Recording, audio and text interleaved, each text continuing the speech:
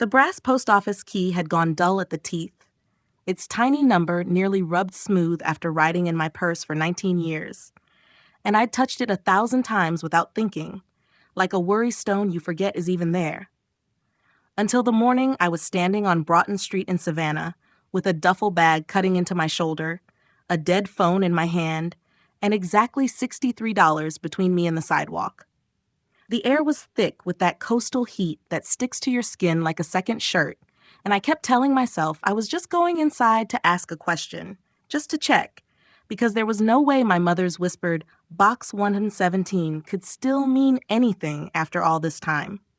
But I could still feel the pressure of her fingers on mine from that hospice night, frail, trembling, stubborn, even as the oxygen hissed, when she slipped the key into my palm and said, "Don't open it for curiosity.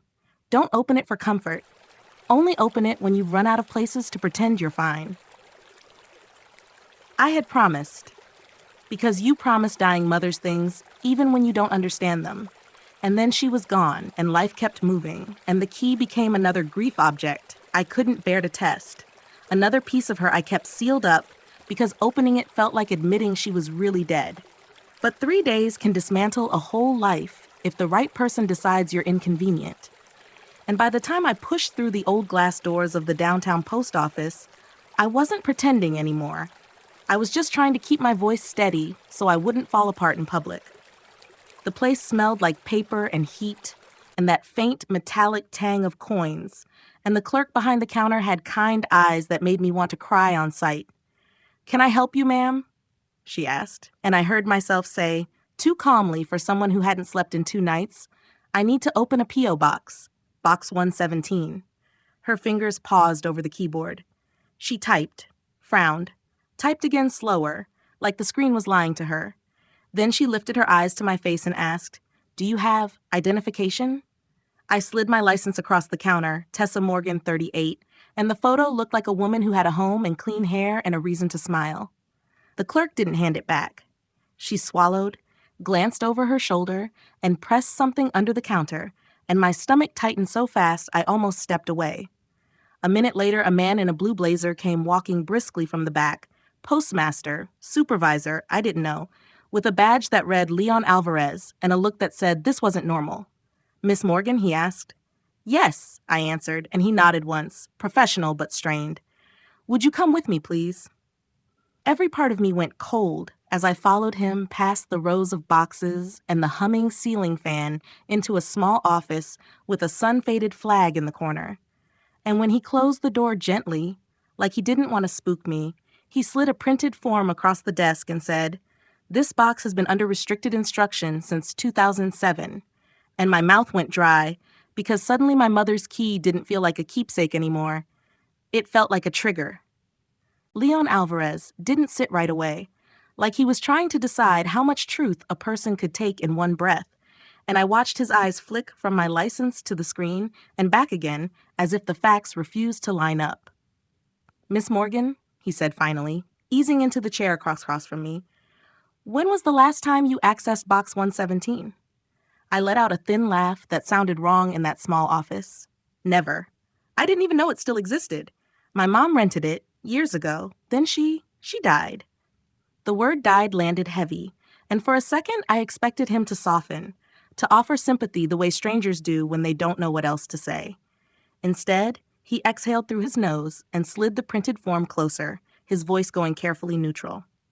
"This box is flagged under restricted instruction. That means we can't just hand over the contents.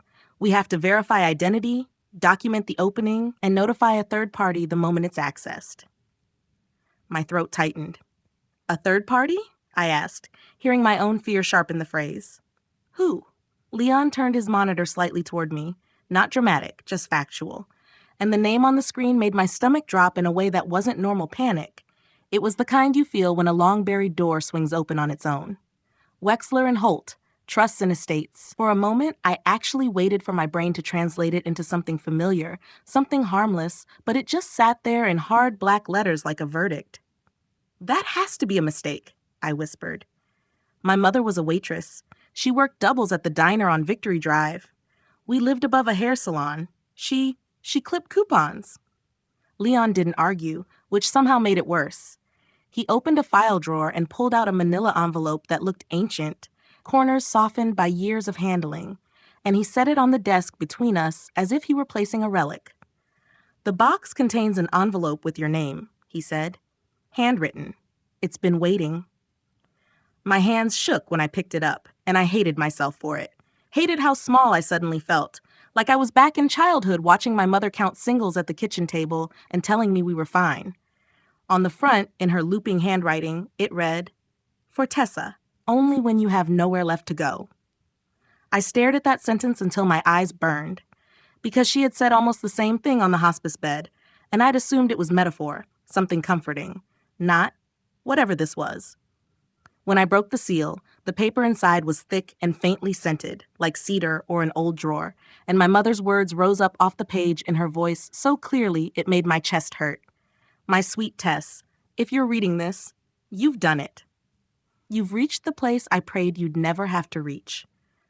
My vision blurred instantly, not because I wanted to cry in front of a stranger, but because the letter wasn't just a letter.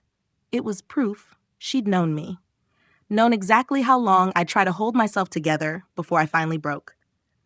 I wiped my face fast with the heel of my hand, embarrassed by the wetness, and kept reading, my breath snagging as her ink confessed a life I'd never seen. Cleaning offices downtown, meeting a man named Harold Wexler, learning bookkeeping, being paid in shares instead of wages, hiding it because people get strange when they smell money. My mouth went dry in a new way as I reached the line that made my heart stop. Box 117 contains documents for a trust I created for you. You will not be begging anyone. It is yours, legally, cleanly, fully.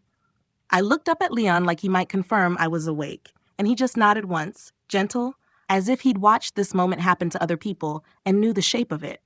"There's more in the box," he said quietly. "Would you like to open it?"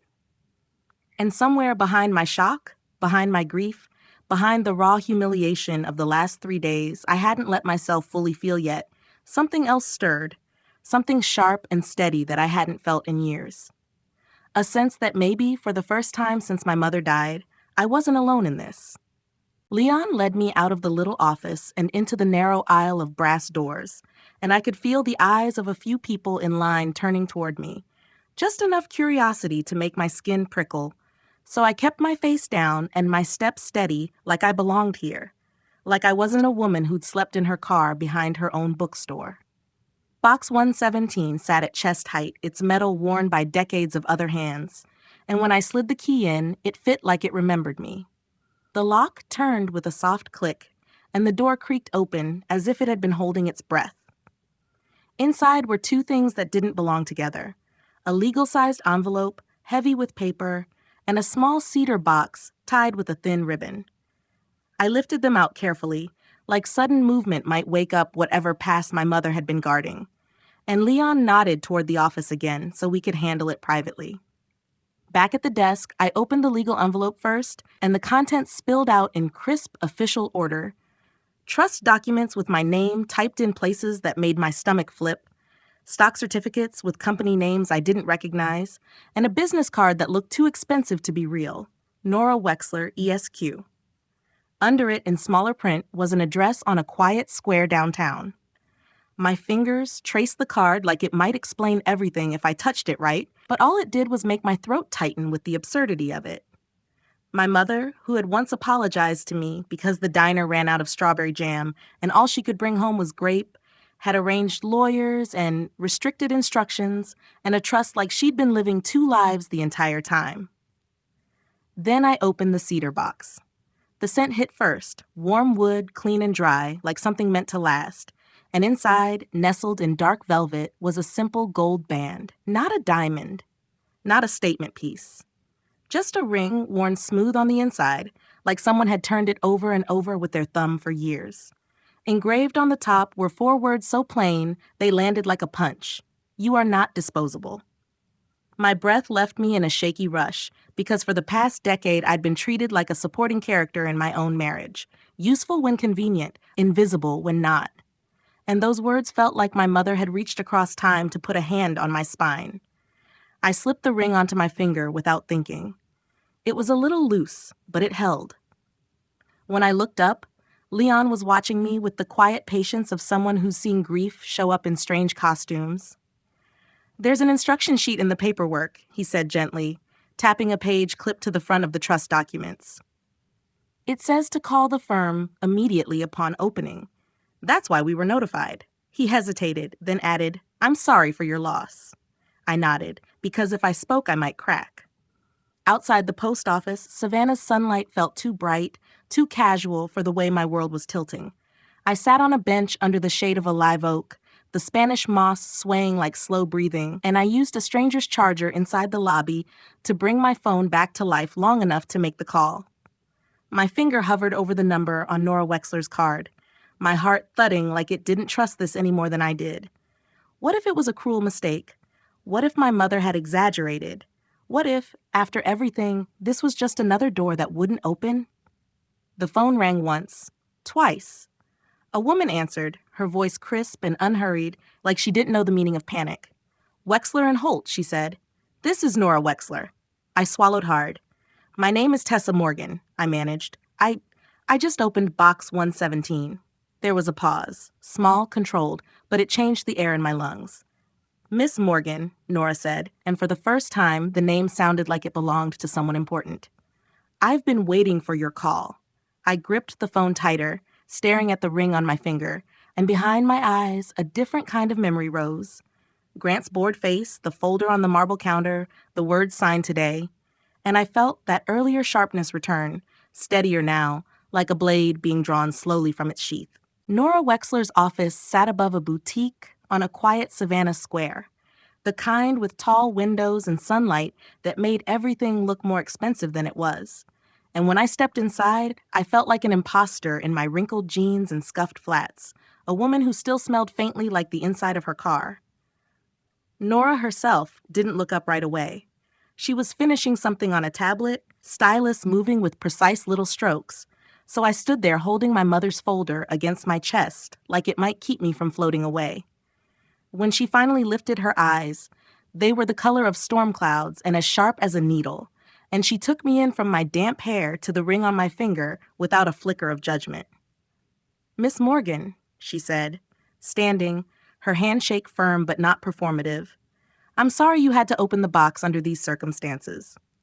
That sentence alone almost broke me, because it meant my mother had planned for this, planned for me to show up here, cracked open and cornered, and the thought made my throat tighten with something that wasn't just grief anymore. Nora gestured to a chair across from her desk and slid a bottle of water toward me as if she'd done this before.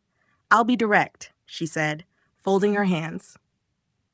"Your mother set up a trust in 2007 with very specific release instructions tied to that P.O. box.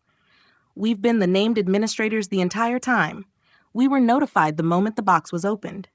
I nodded, unable to stop staring at the framed photo behind her. An old black and white shot of a man in a suit with my mother at his side, younger than I'd ever imagined her, both of them smiling like people who shared a secret. "That's Harold Wexler," Nora said, following my gaze. "My grandfather." The way she said it, no flourish, no brag, made the room feel suddenly smaller, like history had leaned closer. She opened a folder, tapped a page, and spoke a number so calmly I thought I'd misheard her. "As of this morning, the trust is valued at $18,642,000. The words didn't land like joy. They landed like a concussion, my mind trying to hold on to them and sliding off. 18 million. My mother, in her diner apron, scraping pancake batter into the trash, had been carrying an entire second life like a stone in her pocket. Is it real?" I whispered, and hated how small my voice sounded. Nora's expression didn't soften, but her tone did. "It's real. It's liquid enough to access, and it's yours." She slid another document toward me, and when I saw my name printed in clean black ink under a heading that said beneficiary, my chest tightened so hard it felt like I couldn't breathe. Then Nora's fingertip tapped the other folder I'd brought, the separation agreement Grant had shoved at me like a menu. "Now," she said, voice cooling, "this is the second reason I've been waiting for you." My stomach dropped. "You know about that?" "Your mother anticipated you might need protection beyond money," Nora replied, and the phrase protection beyond money made my eyes burn again. Because what kind of mother thinks that far ahead unless she's seen how people can be turned into collateral? Nora flipped through the pages with the same calm she'd used for the trust amount, then looked up at me. You were pressured to sign quickly. You were offered temporary housing like a leash. There's no meaningful disclosure attached. That's not a clean agreement, Miss Morgan. That's an ambush. I swallowed, the old reflex to apologize rising in my throat, but it died there when my fingers brushed the ring and I remembered the engraving. Can I fight it? I asked, and my voice came out steadier than I expected. Nora's eyes held mine, unwavering. If you want to, she said, we can make him explain every number he tried to hide, under oath. Nora didn't waste time selling me hope. She sold me a plan, and somehow that felt kinder. So within an hour, she had me signing a short stack of documents that made my hand cramp and my head spin. Not because I didn't understand what my name looked like in legal ink, but because I wasn't used to anyone treating my life like it was worth protecting. She explained everything in plain language. First, we'd file a motion to set aside the agreement for coercion and inadequate disclosure. Then we'd request an order preventing Grant from moving assets around while the court sorted out what belonged to whom. And after that, we'd demand full financial records, bank statements, property documents, LLC filings, everything he'd tucked behind the curtain while I was busy keeping him grounded. I remember the exact moment the shame tried to creep back in, the old voice that said, "Don't make trouble, don't be dramatic. You should be grateful for whatever you get." And I remember how quickly it died when I looked down at the ring on my finger and saw my mother's message catching the light. You are not disposable. Nora arranged an emergency advance from the trust. Nothing flashy, just enough to keep me safe. So I checked into a small hotel near Forsyth Park with clean sheets and a working lock. And that night, I slept for 9 hours straight, like my body had been holding its breath for years. The next morning, I walked into my bookstore early, not because I had to, but because I needed to see something in my life that still felt like mine. And when I flipped the sign to open and the bell chimed, I almost cried at how normal it sounded. Around noon, Nora forwarded me the email Evan Carlisle sent the moment he was served, a neat little paragraph dripping with superiority. Emotionally driven, meritless, client has been more than generous.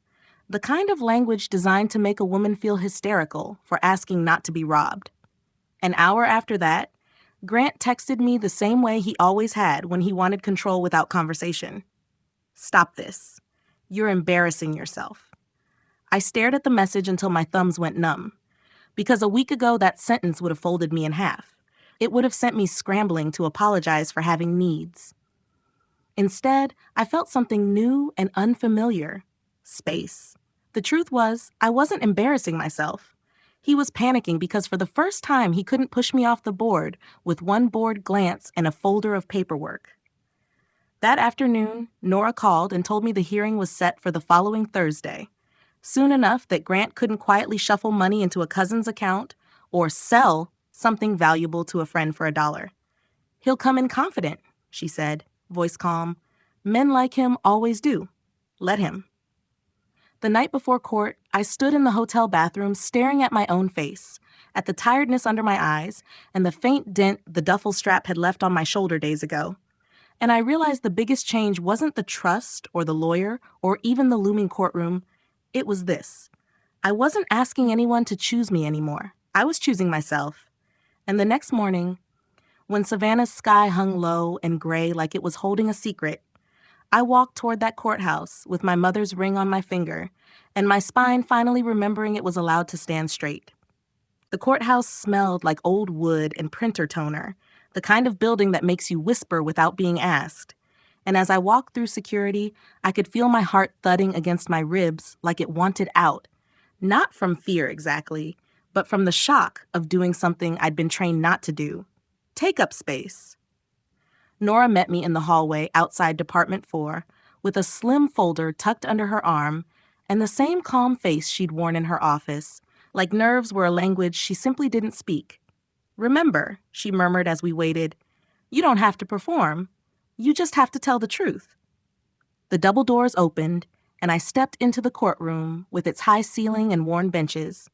And there he was, Grant, already seated at the defendant's table in a navy suit that cost more than my first car, jaw tight, posture perfectly composed like he was waiting for an appointment, not the consequences of his own choices.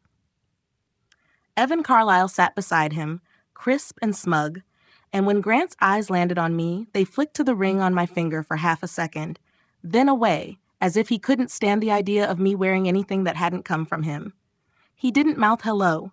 He didn't look guilty.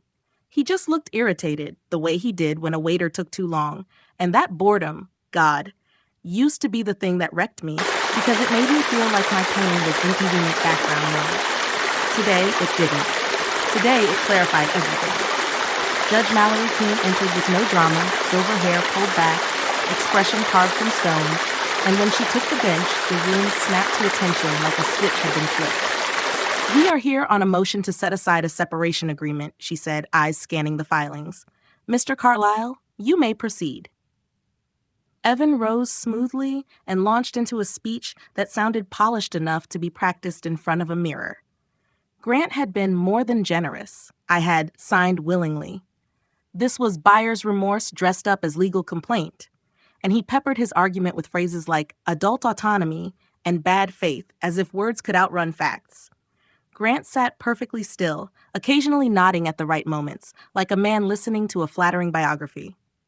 When Evan finished, he sat down with a faint little smile, the kind that assumes the room already agrees. Then Nora stood, and the air shifted. Not louder, not angrier, just heavier, like gravity had decided to participate. She didn't call me a victim or paint me as fragile. She built a timeline with dates, texts, and documents, laying them down one by one like stones across a river. The folder dropped on the counter, the demand to sign that day, the offer of 2 weeks of housing, the threat of going public, the lack of financial disclosures attached, the sudden door code change, the removal of my belongings in garbage bags. "This isn't negotiation," Nora said evenly. "It's coercion." Judge King's eyes narrowed, and she leaned forward slightly, flipping through the agreement like she could feel the imbalance in the paper. "Mr. Holloway," she said, voice flat, "did you provide your spouse a full accounting of your assets and liabilities prior to obtaining her signature?" Grant's jaw tightened. Evan started to speak, but Judge King held up a hand. "I asked Mr. Holloway." For a beat, Grant looked at Nora with pure annoyance, like she'd spilled something on his shoes. Then he said, "She knew enough." The judge's mouth didn't move into a smile, but something in her gaze sharpened.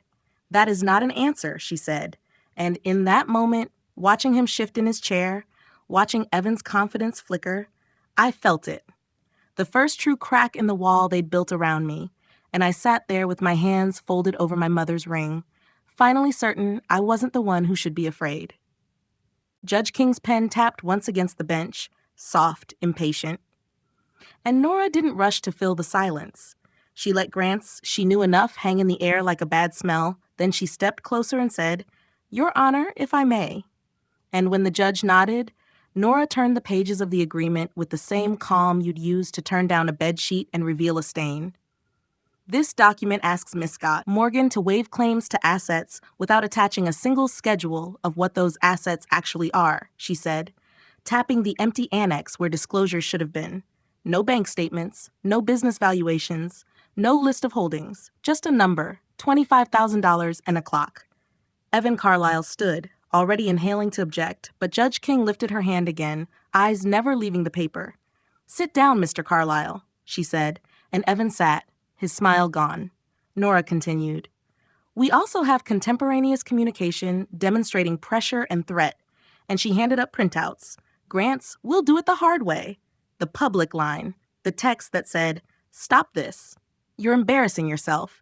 And watching those words appear in black ink under fluorescent courtroom light did something strange to me. It made them smaller. Not less ugly, but less powerful, like dragging a monster into daylight.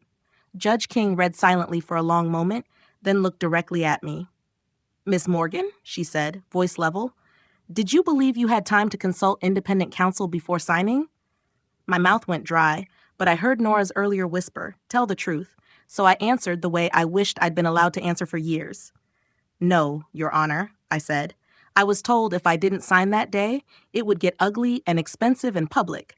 I didn't have money for a fight. I felt trapped. Grant's head snapped toward me, irritation flashing, as if my honesty was a betrayal. Judge King's gaze shifted to him.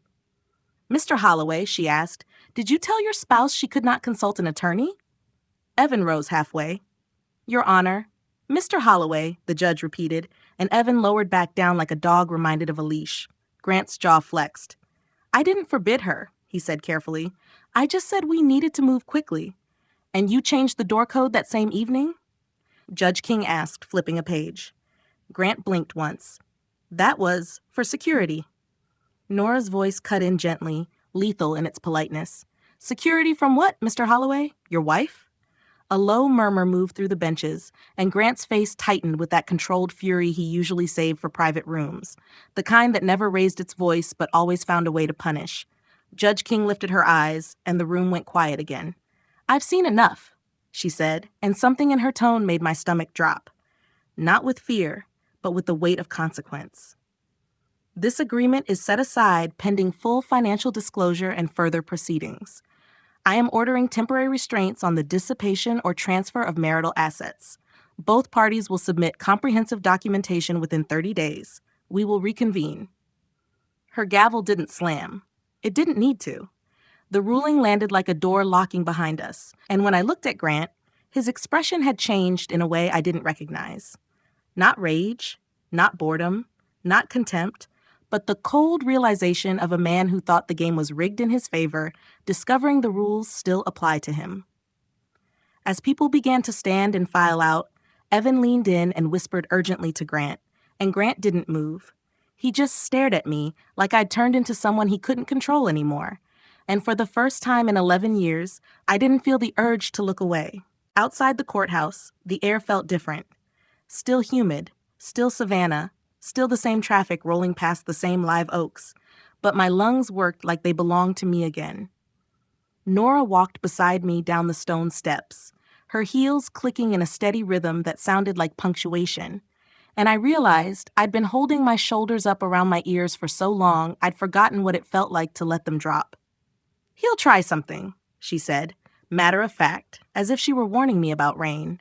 "Not legally, he can't now, but emotionally, he'll try to pull you back into the old pattern." I nodded, and that's when my phone buzzed in my hand like it had been waiting for this moment. One new message from Grant. "You think you won today?" You didn't. I stared at it, and for a second the old fear tried to return, the reflex to explain myself, to soothe him, to make the tension go away. But then my fingers brushed the ring, and I remembered the courtroom, the way sunlight had made those printed texts look smaller, and I thought, of course he wrote that. He doesn't know any other language. I didn't reply. I just put the phone back in my bag and kept walking. The next weeks became a strange kind of busy, quiet on the outside, relentless underneath. Nora's office turned into a command center of paper, bank statements, LLC documents, property deeds, spreadsheets that mapped money the way doctors map arteries. Every time we uncovered another account or another holding company with Grant's signature tucked inside it, a part of me would flare hot with anger, then cool into clarity. It wasn't just that he tried to leave me with $25,000. It was that he'd done it while living in a house I'd kept running, eating dinners I'd cooked, charming investors I'd hosted, all while telling me I was wholesome, like it was a cute little flaw. I learned words I'd never needed before: valuation, commingled assets, disclosure. Learned how money can hide in plain sight if you don't know where to look. But I also learned something else. The story Grant had told about me wasn't true, not legally, not practically, not spiritually. I wasn't a decorative attachment to his life. I had been part of the machine that helped him build it. In the middle of all that, life didn't stop being life. Customers still came into the bookstore asking for beach reads and cookbooks and the new mystery everyone was talking about. A little boy still pressed his nose against the children's shelf and begged his grandmother for one more story. On Saturdays, I started the reading circle I'd been daydreaming about for years. Kids on mismatched cushions, parents hovering by the door with tired smiles, the bell above the shop chiming like a heartbeat. And every time I watched a child's face change when a sentence landed, the moment words became a world, I felt my mother close by, not as grief, but as an anchor. One evening, Nora called me after hours. "We've got the full picture now," she said, and I heard a rare edge in her voice. Satisfaction, maybe. "Your husband's portfolio is larger than he claimed by several million. There are 2 properties you've never been told about, and an account he's been using to funnel income through one of his entities." I sank onto my couch, the cheap hotel couch I'd replaced with a second-hand one once I moved into my apartment near Forsyth Park, and stared at the ceiling. "What happens next?"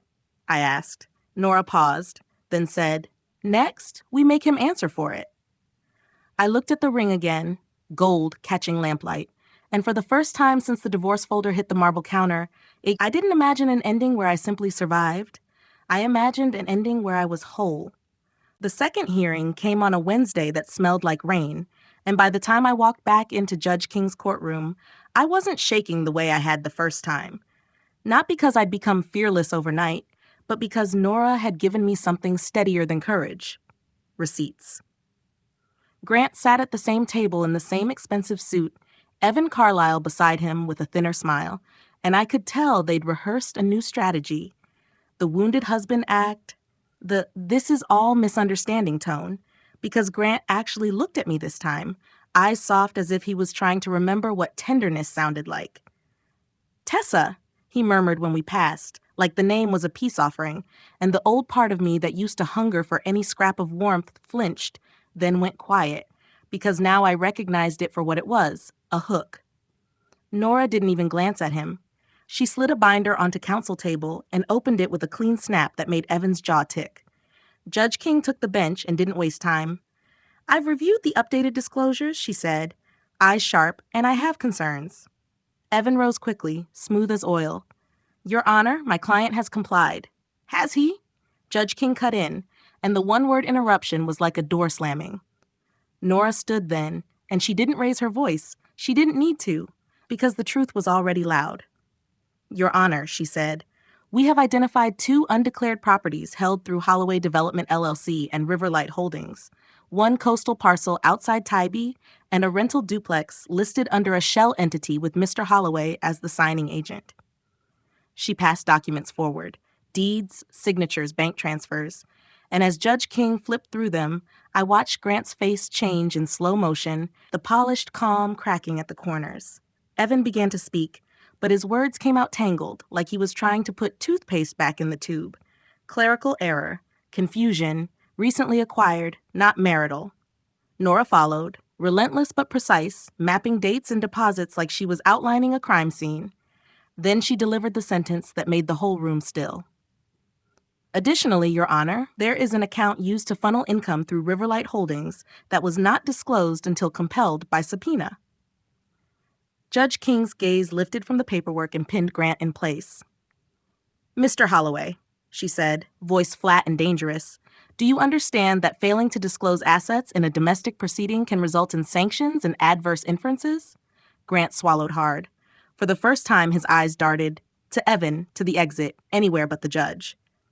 "Yes, Your Honor," he managed, and the sound of it wasn't confidence. It was damage control. Judge King set the papers down with measured care. "Then let me be clear," she said.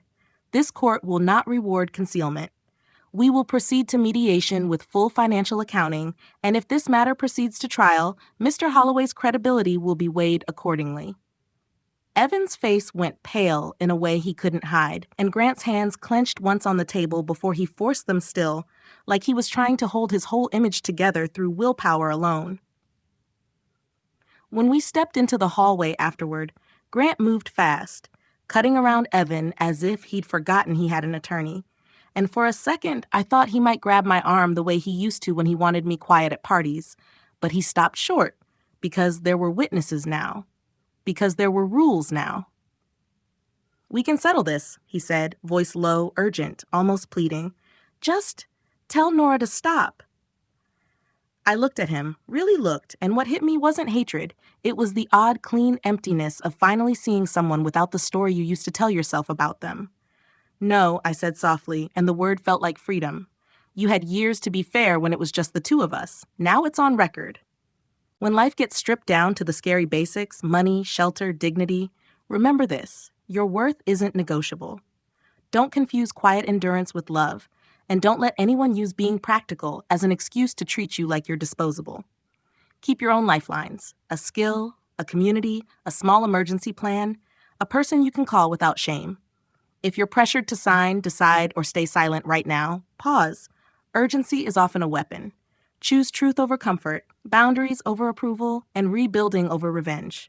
You're allowed to start over.